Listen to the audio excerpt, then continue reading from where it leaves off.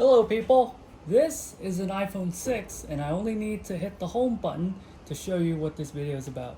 That's right, this iPhone 6 is still on iOS 8. Now, this video I am only going to talk about the 4.7-inch iPhone 6. Well, I do have an iPhone 6 Plus, so I can go model by model, and I thought it would be a little bit more of a complete series. Okay, so let's talk about the display first, because the iPhone 6, right, obviously it's really the biggest advancement in an iPhone display, because previously we've always had this width, right? All through the 5S we always had this width. The height has changed, right, from the 5, right? It has grown by just a little, so you can get a first row of icons. Now with the iPhone 6, it is taller and wider. It has 38% more pixels. It's a 4.7-inch display.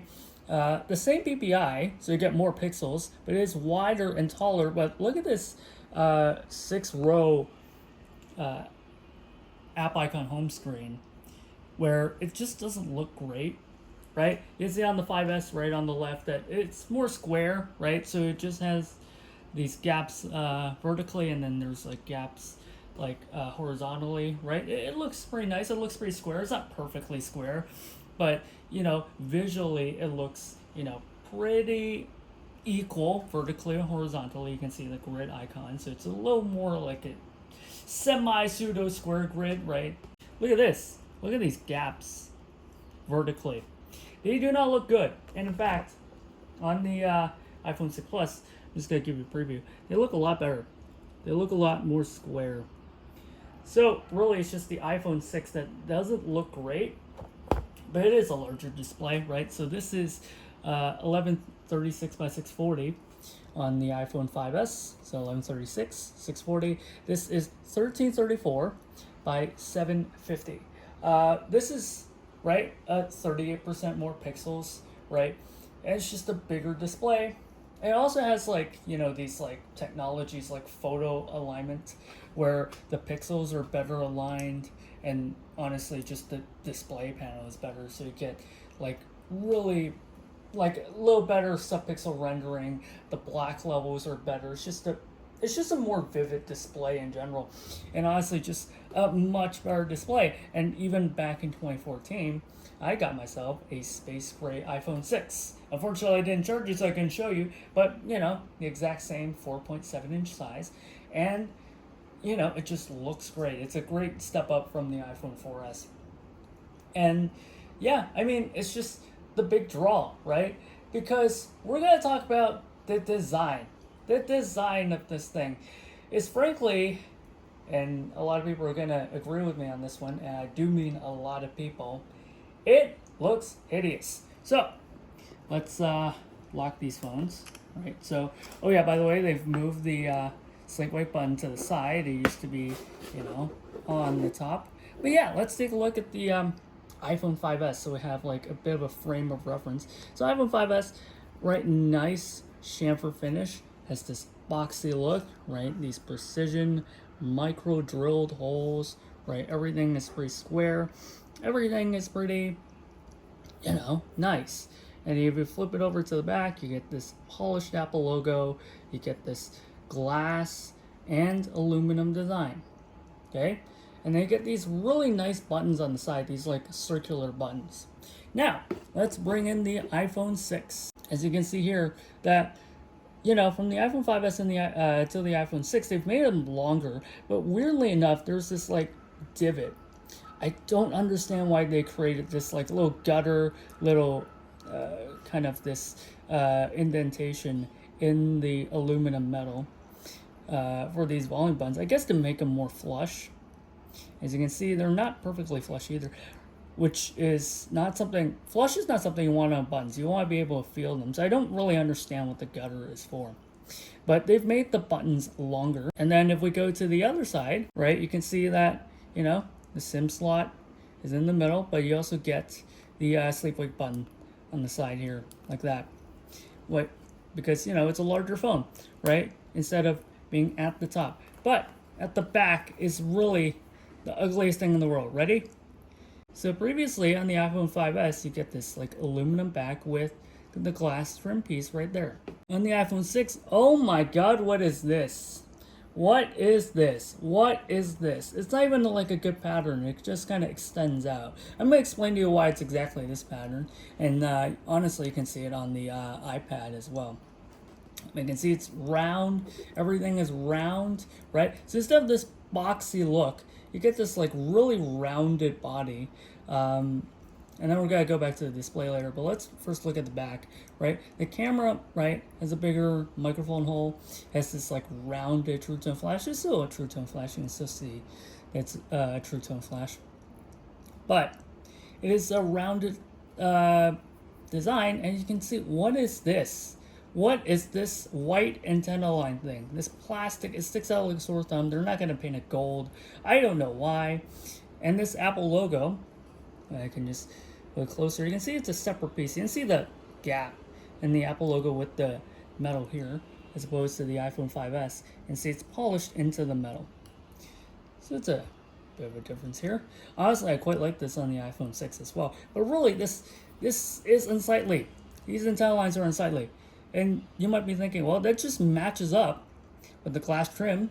And you can see this plastic trim as well. And that's what they did. They basically drew an outline on here, but it doesn't stop it from the fact that it looks very, very ugly. Okay, I cover up the serial on the IMEI, and you can see, well, yeah. It's the same thing at the bottom. Here we go, at the very bottom. And yeah, this doesn't look great. Yeah, it's comfortable to hold. It's comfortable to hold it like a pebble, but, you know, to call it a good-looking design, this is not. So again, you get these more honest holes, right? Previously, you get these holes, which seems to imply that there are two speakers at the bottom. Nope, the left side is the mic, and only the right side is the speaker. Now, it's a little bit more honest on the iPhone 6 with fewer holes. Yeah, this is the iPhone 6 design. It does not look good. It really does not look good. And to this day, this is more function over form, where, you know, this form, right, the roundedness makes it, it's less in your hand, and it makes it a little bit more smooth. Because you can come here up to the glass, and this is the part I promise I'll show you. You can see that like it's kind of raised, right, kind of like a pebble style, raised along the edges.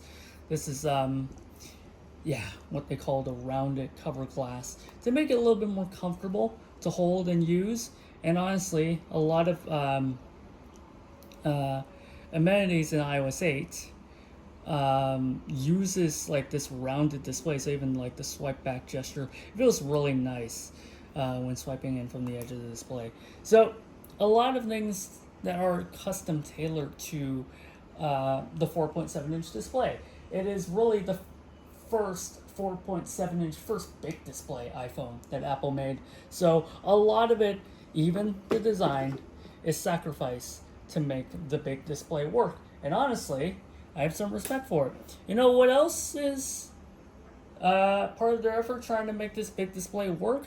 Well, they didn't make the UI smaller, but let's say I'm in Notes and I cannot reach the New button because, you know, they would proudly advertise they can one hand, right, like that on the previous iPhone 5S, right? In fact, I'm just going to bring in the iPhone 5S, right?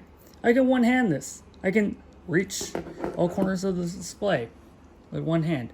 I can't reach the New button, all right? So there's this thing on the iPhone 6 and later 6 Plus as well called Reachability. If you double tap the home button, don't click. If you double tap, it brings the top of the display, and then once you tap on something, it just goes back up. So something like that, double tap. It's not the most accurate thing in the world because the way that the home button detects your tap is that you have to hit this ring. So if you don't hit the ring, it's not, it won't always detect your finger, but all the times here, you know, it can detect the ring, or I touched the ring, it detected it rather. So it does, but it's not 100%. But in a pinch, yep, like that. In a pinch, you can do that. Yeah, it's not the easiest thing in the world. It just feels like a band-aid solution. If I tap the empty part, it goes back up. Yeah, it feels like a band-aid solution. It's not the most elegant solution, but this is a solution that they came up with, which is not the best thing ever.